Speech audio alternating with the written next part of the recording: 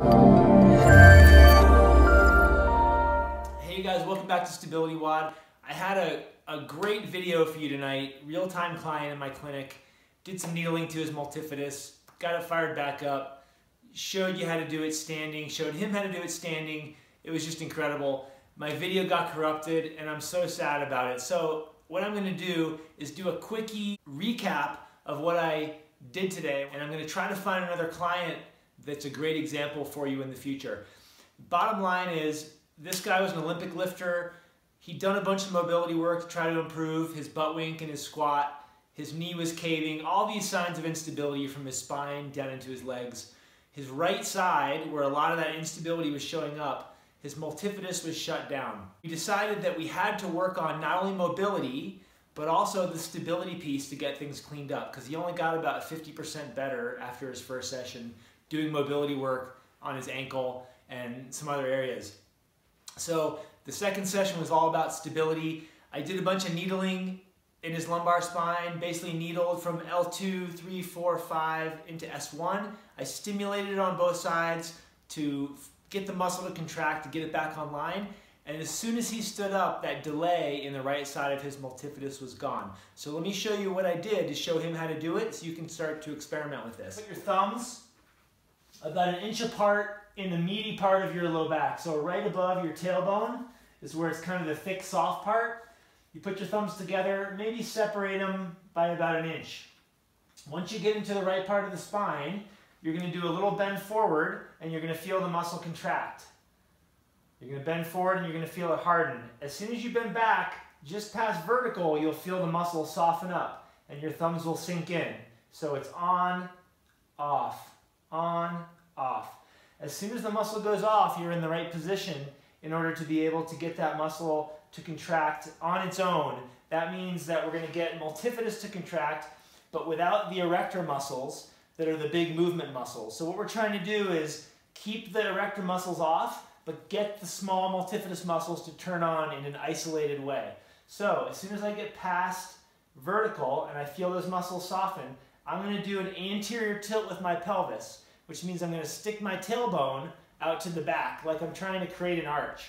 If I do it really hard, I'm going to get not just my multifidus, but my erectors firing. So I'll usually do a few just to get the gross movement pattern down. Then I just back it off, so it's really just the intention of me initiating that little tilt, and I can feel my multifidus firing on both sides. You notice I'm not really moving very much at all.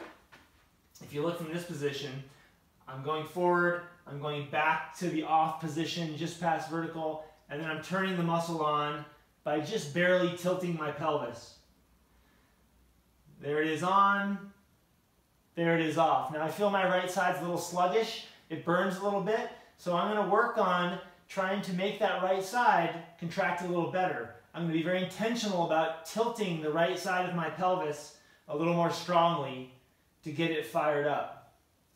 I'm going to hold it about 5 seconds. I'm going to do about a 5-second hold. And then I'm going to relax for 5 seconds. I'm going to try to do about 10 repetitions of this, at which point I feel like already, even after 4 or 5 reps, my right side is firing back up. It's less sore, there's less of a burn, and I feel like it's coming back online.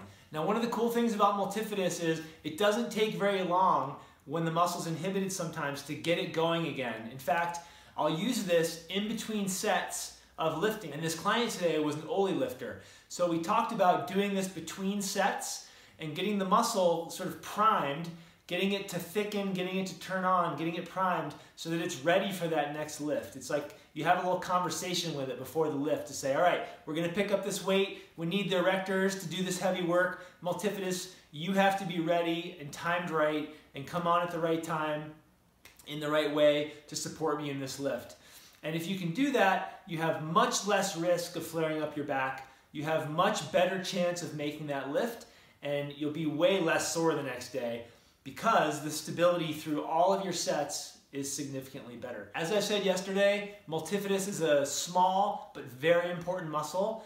This is a really easy way for you to evaluate it yourself. See if one side is coming on a little later than another. See if one side maybe thickens a little less, is a little smaller than the other, and then very easily be able to work on that throughout your day. I'll usually recommend people do this breakfast, lunch, and dinner. I'll start them with a small hold time of 3 to 5 seconds, maybe 10 reps at the most, depending on how it feels to them. Ideally, it gets better as they do more reps.